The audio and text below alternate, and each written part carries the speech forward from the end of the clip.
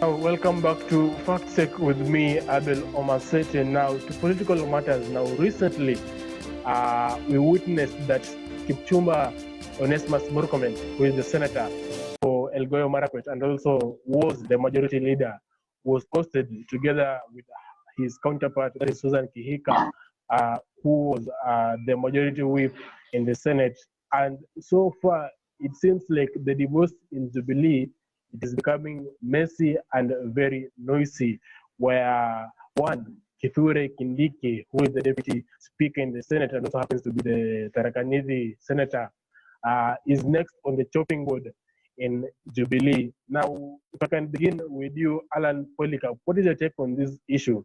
Is it becoming very noisy and messy in Jubilee now that Kithure Kindiki is being planned to be ousted from the role as the Deputy Speaker Senate in the Senate Assembly? Polycarp. Abel, thank you. Now, as we discussed a few days earlier, that this is a revolution in Jubilee and changes are being made, and it's a 2022 move. Here we are now, we're witnessing the Tanga team being really chopped off the board, and it's so noisy that it's so clear to everyone now that there is a political reform that is happening in the country, and it's a new wave that is coming, and nobody can stop reggae in that sense, because you see, as you've noticed, the president is so silent about it. His deputy is not nowhere to be seen. Do we even know if he's in this country? I mean, we even barely know his existence now. We only hear his minions crying around because they're facing the heat. I'm also imagining how many people are yet to be chopped off, because it's closer and closer home. The farther you are now, it's closer to you being chopped off, and it's so loud that we are just sitting and watching the show unfold. It's so interesting. Let's see where it ends, Abel. Now, Jefferson, recently, Kipchumba Murkomen and Susan Kihika were ousted from their roles in the Senate, and recently we are saying that tomorrow, where the Speaker, that is Ken Lusaka, has convened for special sitting tomorrow to see or rather determine the fate of one Kithure Kindiki as the Deputy Speaker in the Senate. Now, one may ask Jefferson, what did the Deputy President William Ruto do to the President Uhuru Kenyatta to deserve all this kind of humiliation? Jefferson. Well, thank you, Abel. Sometime back, the President of Kenya, President Uhuru Kenyatta, in a rally, he said that this is not a time for us to do politicking. It's a time for us to work as the Jubilee government and put Kenya where it's supposed to be. I think the person who had years back then should have listened carefully and got the information home. But as opposed to the Tanga team allied to the Deputy President, William Ruto, they continued politicking, distributing funds in churches every Sunday. And this is the time that President Uhuru Kenyatta has decided it's a time now that I can also do politics instead of doing development. I think Deputy President William Ruto should not cry, because these are the same consequences that he is facing. And like he had been given a warning back then that please let us work together as the Jubilee government and let us stop politics, because the moment we begin politics, we are going to divide the Jubilee House. But now the Jubilee House is divided, and so maybe he has a plan to form another party, or let's hope for the best for him. But for me, I would advise him to follow the lead that the president has taken and stop politics and enable them as the Jubilee government to work together. Now, Kigen Bernard is a political analyst. Allow me to come to you. Now, Kigen, Kithure Kindiki is being seen as one of the allies, one of the people allied to the DP, William Ruto. Now, I remember that time, that is President Uhuru Kenyatta during campaign period, he said, kumi yangu na kumi mpatie kijana anaitwa Ruto. What changed in that period that now we are seeing the people being allied to DP William Ruto, they're being removed from some roles And also some senators, many senators have been summoned to the disciplinary committee to explain as to why they did not attend the parliamentary group meeting held in status the other day. Now, people may be asking, why is it that the DP William Ruto is facing all this kind of humiliation being brought about by President Uhuru Kenyatta or those allied to President Uhuru Kenyatta? Kigen. Hamel, first of all, you should know that when he said that kumi yangu, kumi yako, that's for William Ruto, that was just a political phrase, just like the same as Jubilee manifesto. I'm quite sure that they can achieve it by implementing it like 100%. So I think it was just a phrase maybe to get some votes, and that's the way it is. Perhaps now we have seen that. So Kigen, so are you saying that DP or rather the president has no debt to Ruto? Yeah, at the moment, actually, and even Deputy President William Ruto should not even depend on the president's word. Actually, it has never happened historically. Even if you see there is no president who has actually come out and supported the deputy president. So that was just the political phrases around there, and nobody should have taken them so seriously. Perhaps now we have seen the president trying to fight his deputy through some just getting his close friends and like deputy speaker in the Senate. We have seen even the majority, the leader of majority, and even the deputy, that's chief, that's Susan Kihiga, the senator for Nakuru. And I think that's quite dangerous for the politics of Jubilee at the moment, and even the government now, because you find that those people don't come. Even you are fighting deputy president, he comes from Rift Valley, but now you are fighting his friends who come from different communities. So that means that also those people from those, for example, where now the deputy speaker, Senator Kithika Kinduri, comes from, that's Meru. Those people will not be happy. Those people who are in Nakuru, the people, residents of Nakuru, were not happy when Susan Kihiga was ousted from her position. The same as to Kipchumba Murkomen. So it's quite, because actually the president, by doing so, is going to lose terribly the ground from those regions. And at the moment, actually, I don't think this is the time to really fight that way, because we have got one big enemy, that's COVID-19.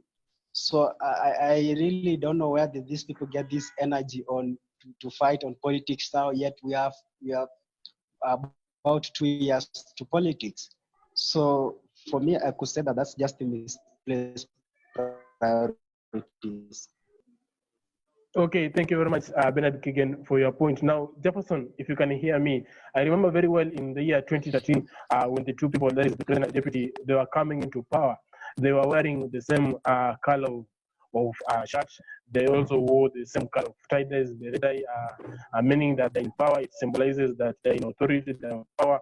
But what changed recently, I think it's almost 2-3 months for that the DP has not been seen together with the president. The other day we had labor celebrations.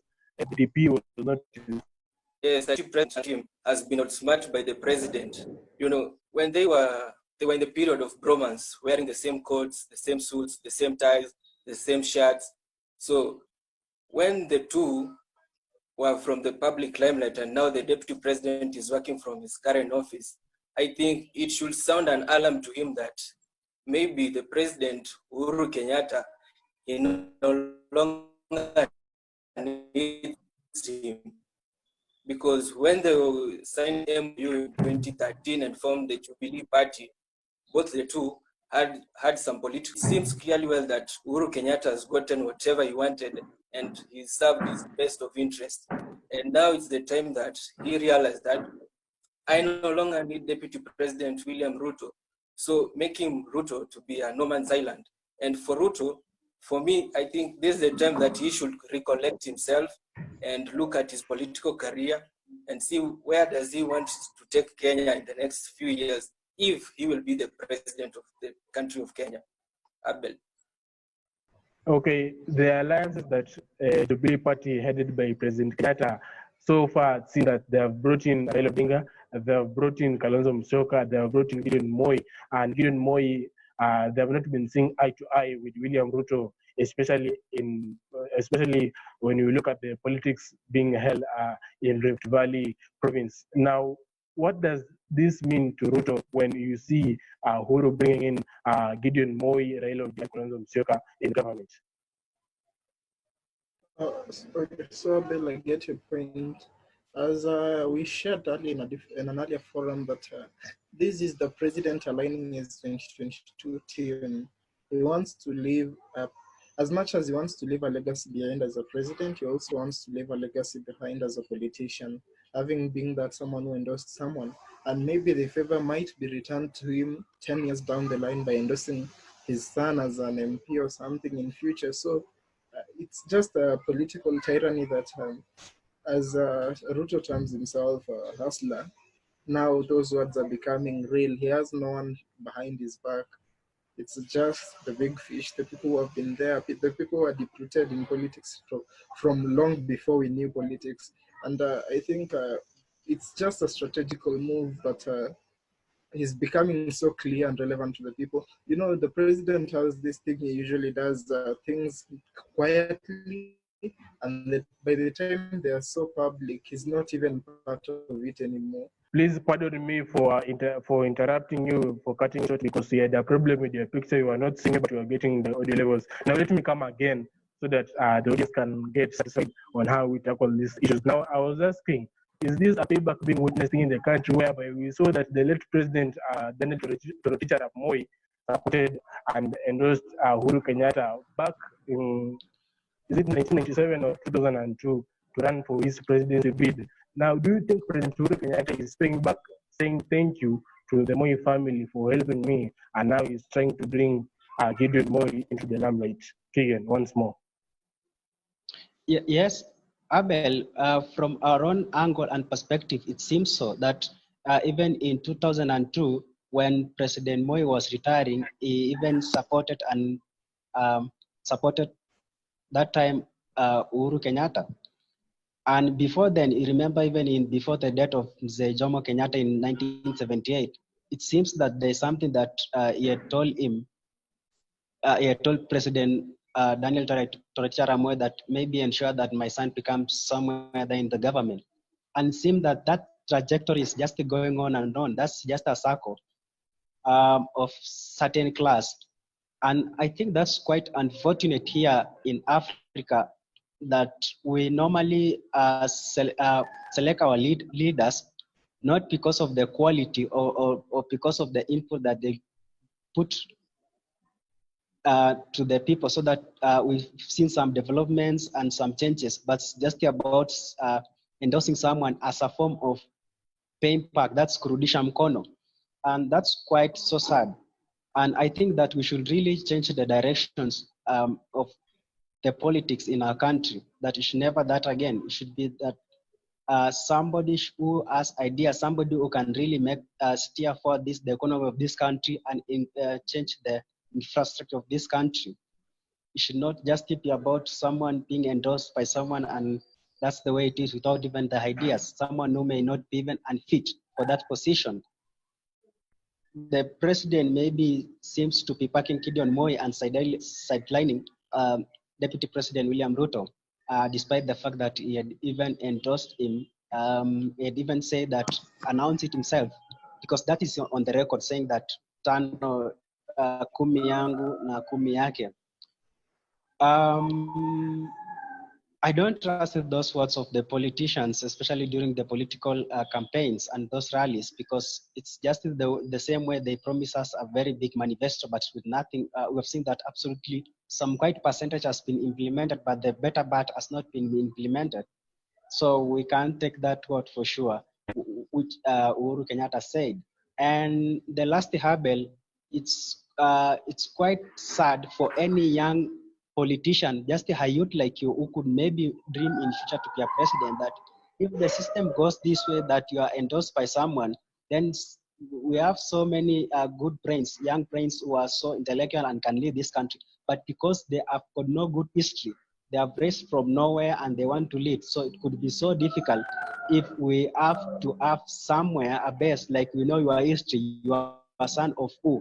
I think if that's the direction of the politics, then we youth, we should just forget about leading this country in the future. So looking at how those allied to the DP have been removed from roles in Senate, and there are plans to remove those people allied to the DP. But when you look at the deputy president, he's silent, he has not given any response regarding on how Murkomen was kicked out, on how Kehega was kicked out, on how tomorrow they'll be determining the fate of Kithure Kindiki as the deputy speaker in the Senate. But when you take a look at all these events and the DP is very quiet, do you think it is a tactical or it's a retreat and surrender? Polycarp once again. So as I was saying, I think it's a mixed reaction. It's a tactical move by being silent because he really doesn't know what awaits and is trying to just maintain that. Silence is better than speaking up. You might end up saying something that will validate the actions being done, or the actions happening right now. And in silence, nobody truly knows who's a victim and who's on the chopping board. So I think being silent is a tactical move, and maybe again it's a shock on him that so this can happen. So I didn't have this much power or persuasion in the party to make reforms myself or to impact a move. So I think it's a mixed reaction. He's in dilemma whether it's a good thing or it's a bad thing, or if he's on the chopping board or if he should speak out, because again he's been silent for a long time. For him to break the silence right now and it all being politics is again sending another message, because we are facing something bigger than politics, and he's been silent through it all, and now he's waiting for politics to speak up. Signs a very big image. So I think being silent is the best move we can take right now. Habel, I think that silence sometimes is the best option to do, especially at this time, whereby they have combined their efforts and they are really trying to fight you. Remember that he knows very well, Deputy President William Ruto knows very well that he can't outdo them, because it seems that they have combined their efforts. And the best thing is just for him to watch as they move on, because I think that's also another step, a tactical one, side that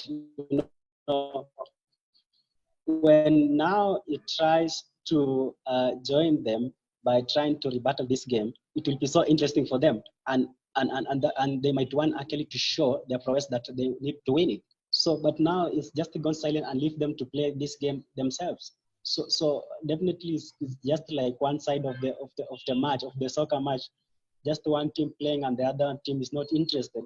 So at the end of the day, you find that this team which is playing on its own, they have got no opening at the moment. So they will just get frustrated and even see that this is just if they're doing, it doesn't add up, because politics actually is when you have the opposing side trying to move to you so that you can show your powers, that you've got the numbers now and you mean what you say. Okay, thank you very much. Begin to your point now. If I can come to you, Jefferson, if you can hear me. Recently, people have been calling this, they're timing at system, they're saying system. Even the DP William Ruto once said in a burial with, that is in Nakuru County, where Joshua Kemei, I believe it was his sergeant, was being laid to rest. He said that those people who are in the system are fighting against him. Do you believe this system exists, and if it exists, who are these people? Jefferson. Oh, thank you, Abel. The political game in Kenya has been that if for you to become the president, you must be loved by the system, or the system must endorse you. So what is happening to Deputy President William Ruto is that there was a time that the system used to love him, but at the moment, it seems that the system does no longer need Deputy President William Ruto. So for me, I think that they may term him as not the best man to lead the country, or he may not be the best person, and they may be pointing fingers to him in whatever murder cases that arose in the country. So maybe I cannot know who the system is, but clearly we do know that there is a system